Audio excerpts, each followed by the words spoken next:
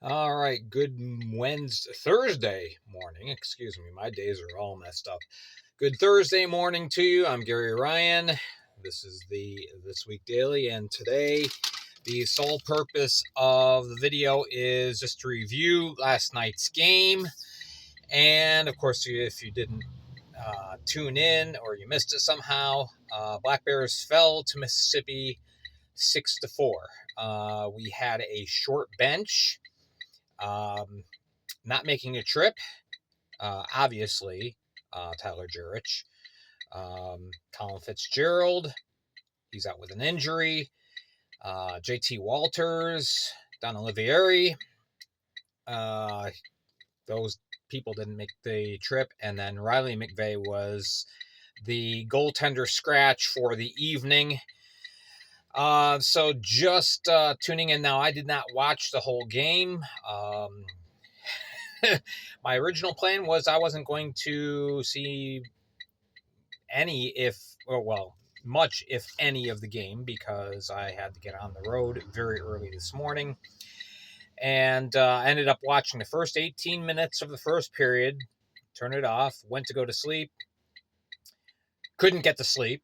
So I figured, well, I might as well watch the rest of the game. By that time, the teams were at the first media timeout for the third period, so I watched from the 14:51, the 5:09 mark of the third period on. So, okay, goaltenders for the game were Jeremy Forget and I hope I pronounced this right, Dialloyoso, I guess. Anyway, I apologize. Joe Shepard was the backup for the SeaWolves, and Joseph was the backup for the Black Bears. Rough start right off the bat, 48 seconds in. SeaWolves' big goal scorer, Yevdokimov, gets assists from Larry Yakov and Jake Raleigh. We couldn't. We ended up with a 5-on-3. Couldn't capitalize on that. We get 26 shots on goal, but most of those were pretty innocuous shots, very vanilla, and not high quality chances. So yeah, when I turned it off at 18 minutes in, it was 1-0. That's how the first period would end up. In the second, Bush Anderson scored early, 1:45 in, to give Mississippi a 2-0 lead. And then Cam Yarwood turned things on, got his fourth from Lopez on a power play at 9:37. Shots were 15-8 in the second period in favor of the Black Bears. A little bit more tempered, and the shot quality was better. Third period, Yarwood starts off the scoring, ties the game up at 2 with his fifth from Parker. That's 3:31 in. And then at 8:10, there's the goal that none of us saw, scored by Jeff Epwright, thanks to the camera work of the Mississippi SeaWolves and kind of frozen end view camera. And so we didn't see what happened. All we know is that Epwright scored. Okay. Binghamton turned up the heat. And Brett Parker scored, assist to Lopez and Powell at 11:29. And immediately thereafter, D'Angelo scores, another helper from Powell. That's 11:43. So goals just 14 seconds apart. And then the boys ran out of gas. That's what happens when you have a short bench. So Jackson Bond scored on a 4-on-4 situation at 13:56. And then shortly thereafter, Yevdokimov got his second. That was the 15:12 mark. We kept up the pressure in the offensive zone, but then things kind of fell apart. And so Yevdokimov completed his hat trick with an empty net goal at 19:10. So, yeah, we fall fourth loss in a row, fifth in 6 games. Um, two things I want to talk about. First of all, well, three things actually. First thing, Jeremy Forget did not play poorly. I thought the Jackson Bond goal was soft. That's just my opinion. Okay, just saying it. And yeah, there were a lot of defensive breakdowns in the latter 7-8 minutes of the game. So, again, that comes from having a short bench. It takes a lot of effort, especially for defensivemen, to rotate 5 throughout an entire game. Yeah, you see in hockey a lot of times the defensiveman will go down, either a penalty or an injury, and the others kind of gather their strengths up and get the job done. But you go for a full 60 minutes shorthanded, that hurts. It takes the wind out of you. It's a lot harder to play the role of defenseman than it is to play forward. That I know experientially from having played hockey, even though I played goalie. I saw with my teammates, it's a lot easier to be a forward than a defenseman.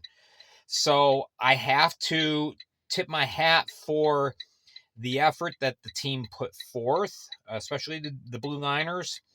But yeah, it really hurts when you're shorthanded. So that's not assigning fault. That's just we didn't have the equipment we needed for the game. Now I want to talk a little bit about the Yates penalty. Okay. It was I don't have everything written on my notes. I just hastily wrote down notes this morning. It was late in the period at 18 something. Yates gets called for delay of game. Now, what that penalty was his helmet came off, and there is an FPHL rule that states that if you lose your lid, you have to exit the ice immediately. Yates did not do that. Now, I'm not blaming Yates, because hockey instinct tells you, okay, especially when that happened, there's a flurry of activity right around the Mississippi goal. Binghamton's focus was getting that tying goal.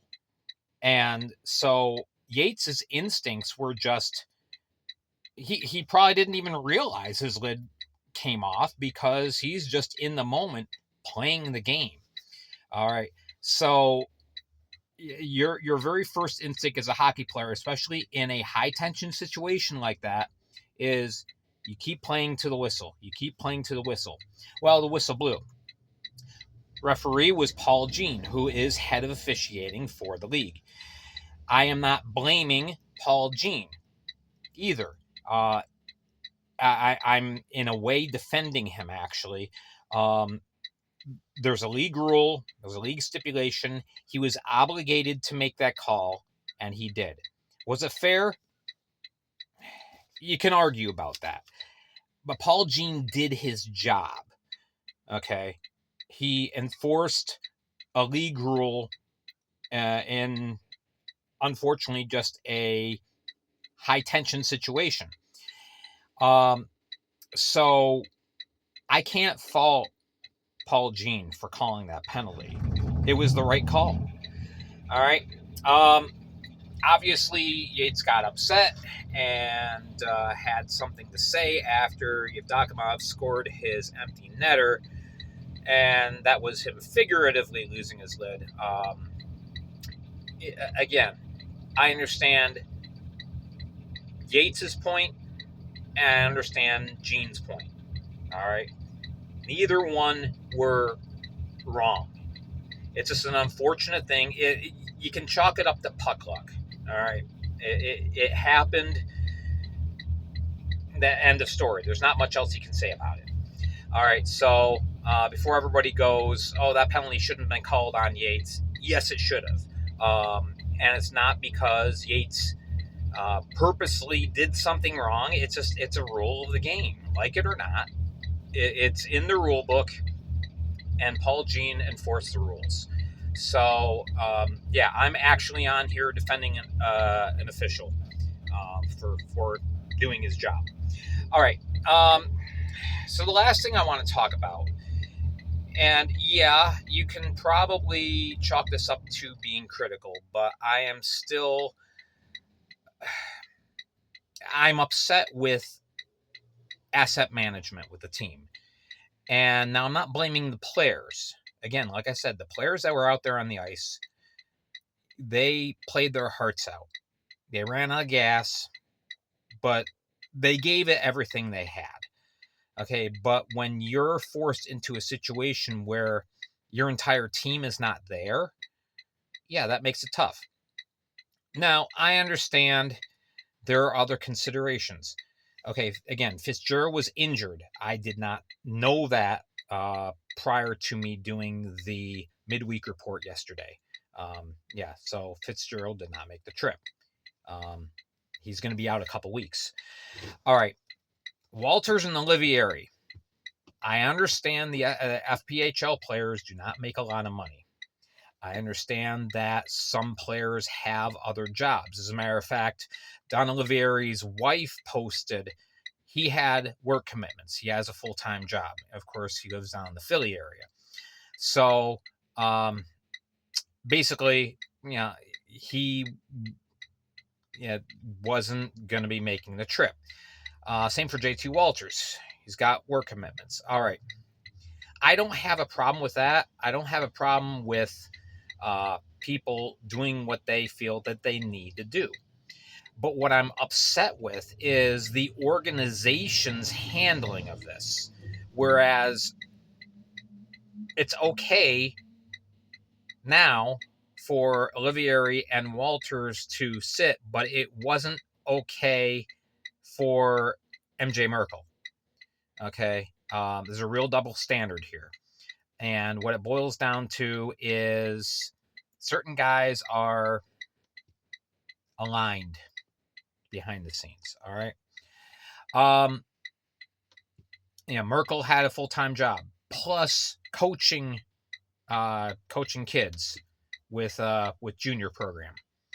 And okay, it wasn't okay then, so why is it okay now?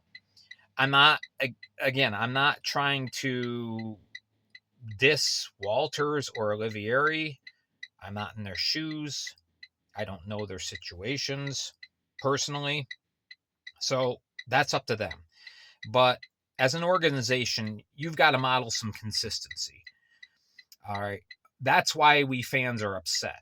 And now, obviously, it's very frustrating because now we go into Columbus, the best team in the league, play 2 more games shorthanded.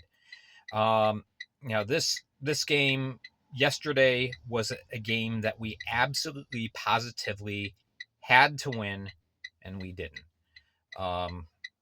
So I understand the angst amongst the fan base. I share it. And again, I don't blame the players. I support the players 100%. But again, from the organization, we need to have a lot more consistency and no double standards. We're done with it. All right, that's all I have for you today. Later on, I will put together a short daily video. I was talking about some of the other things happening in the league. And hopefully there's no other injuries, because if there are, we're really screwed. But anyway, I'm Gary Ryan. Thank you for watching. Thank you for tuning in. Make sure to hit like and subscribe, all that stuff. And we will catch you again later.